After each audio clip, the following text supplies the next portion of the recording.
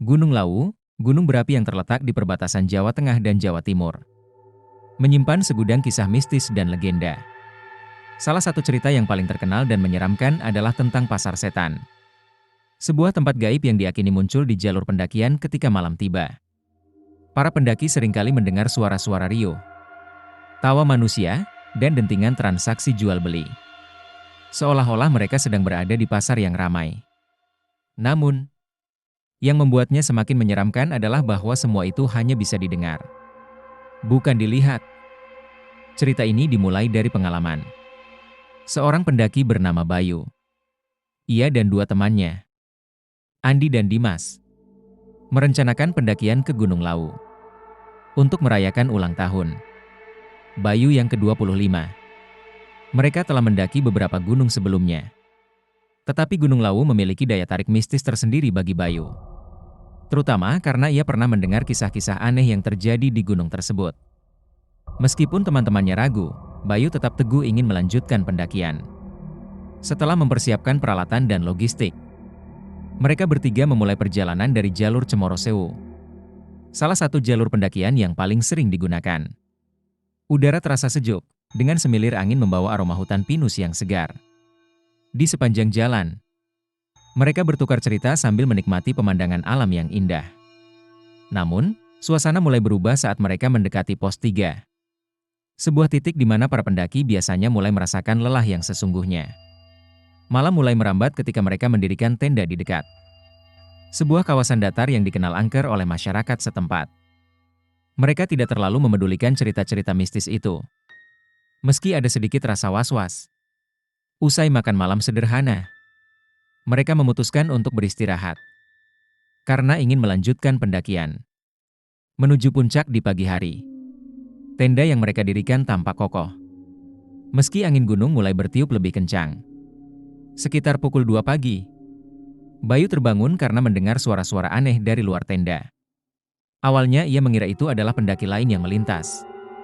Tetapi saat telinganya lebih peka, ia sadar suara tersebut berbeda. Ada derai tawa, suara tawar-menawar, dan dentingan koin yang terdengar seperti transaksi jual-beli di sebuah pasar. Suara itu begitu jelas dan nyata, padahal mereka berada di ketinggian yang seharusnya sepi dari kehidupan manusia. Dengan rasa penasaran yang besar, Bayu perlahan keluar dari tenda. Langit di atasnya gelap, hanya dihiasi oleh bintang-bintang yang tampak jauh.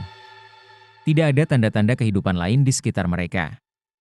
Tetapi suara riuh itu terus terdengar, semakin keras, seperti datang dari dekat. Bayu mencoba membangunkan Andi dan Dimas.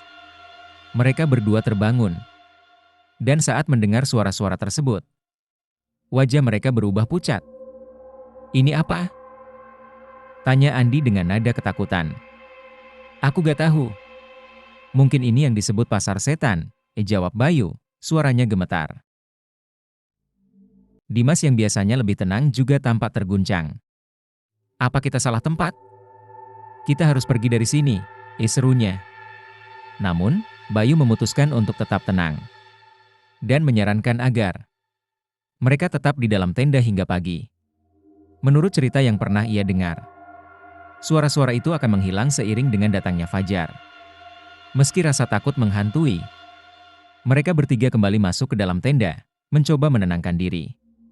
Namun, suara-suara itu semakin jelas. Kali ini, Bayu mendengar suara pedagang menawarkan makanan. Sesuatu yang tak mungkin di malam hening di ketinggian seperti itu. Waktu terasa berjalan begitu lambat. Suara pasar setan terus mengiringi malam mereka. Seakan-akan mereka berada di tengah pasar yang ramai, namun tanpa kehadiran manusia. Sampai akhirnya, ketika fajar mulai menyingsing, suara-suara itu perlahan memudar. Kabut tipis yang menyelimuti area di sekitar mereka mulai terangkat oleh sinar matahari, mengungkapkan kembali keheningan pegunungan yang telah mereka kenal. Pagi itu, mereka tidak membahas kejadian yang baru saja mereka alami. Mereka hanya bergegas untuk melanjutkan pendakian menuju puncak. Namun, rasa penasaran tetap membekas di benak Bayu. Di puncak Gunung Lawu, ia mencoba bertanya pada seorang penjaga warung kecil yang sering ditemui di ketinggian ini. "Pak, apakah benar ada pasar setan di jalur ini?" tanya Bayu dengan hati-hati.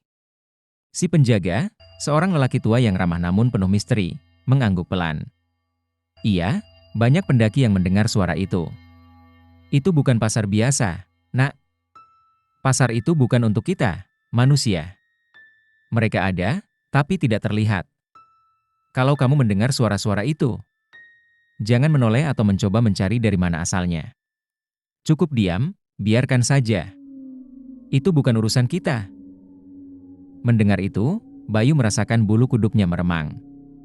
Ternyata pengalaman yang ia alami bukan sekadar halusinasi, melainkan fenomena mistis yang sudah lama dipercaya oleh penduduk setempat. Setelah mencapai puncak, mereka turun dengan perasaan campur aduk.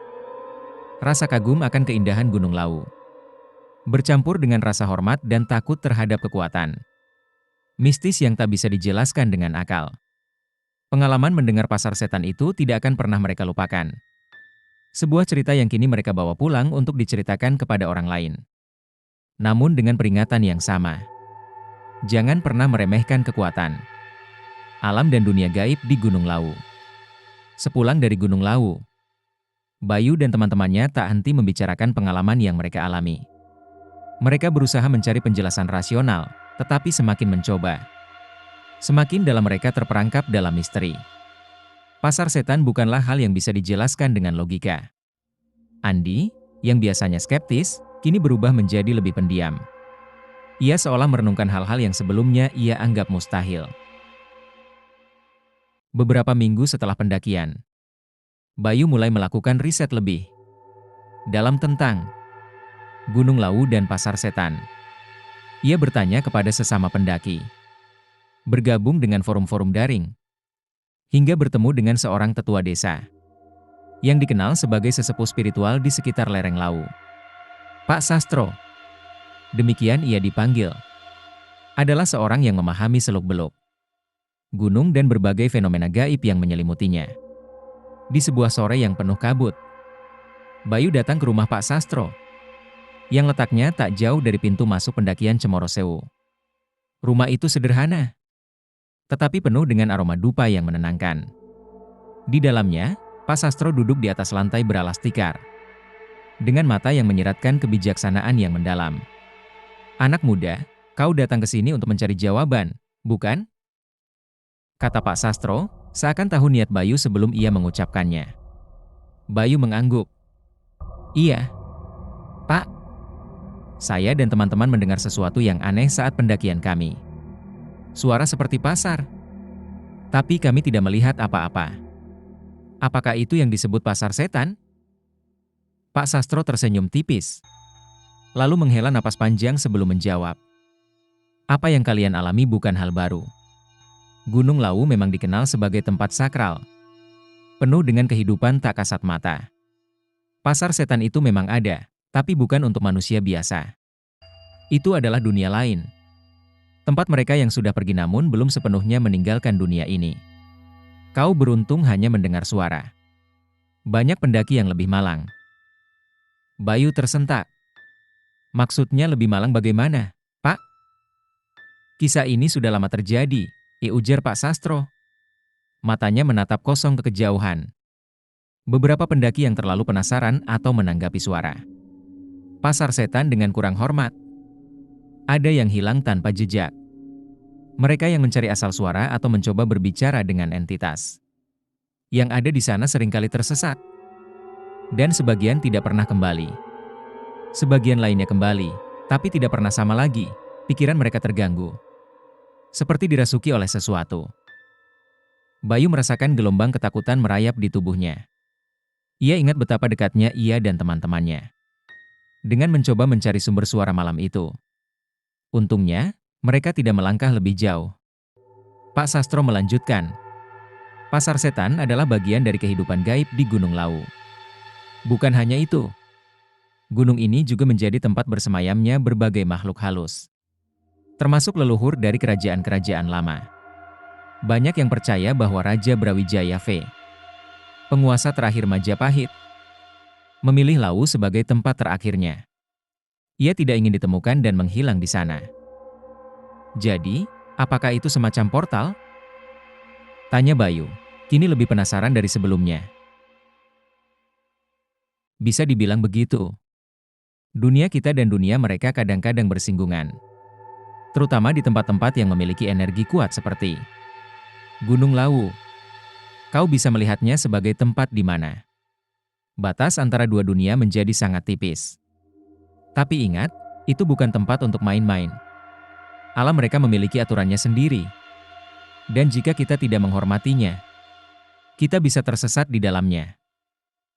Bayu terdiam sejenak, merenungkan apa yang baru saja ia dengar. Ia merasa beruntung bisa kembali dengan selamat dari pengalaman aneh itu. Namun, rasa ingin tahunya tetap membara.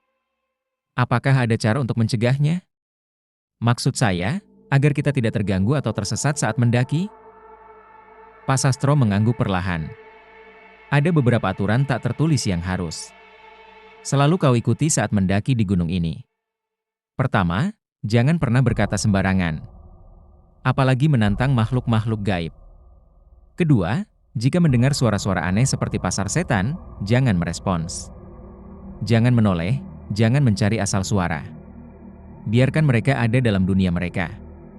Dan yang ketiga, selalu bersikap sopan terhadap alam. Banyak orang yang lupa bahwa kita hanya tamu di tempat-tempat seperti Gunung Lawu. Bayu merasa paham, tetapi di balik nasihat itu, ada satu hal yang masih mengganjal di benaknya. Pak, apa mungkin ada alasan kenapa suara-suara itu terdengar kepada kita? Apakah itu semacam tanda? Pak Sastro tersenyum samar, tetapi tidak menjawab langsung. Ia mengambil secangkir teh dan menyeruputnya perlahan sebelum berkata. Setiap pendaki memiliki pengalaman berbeda.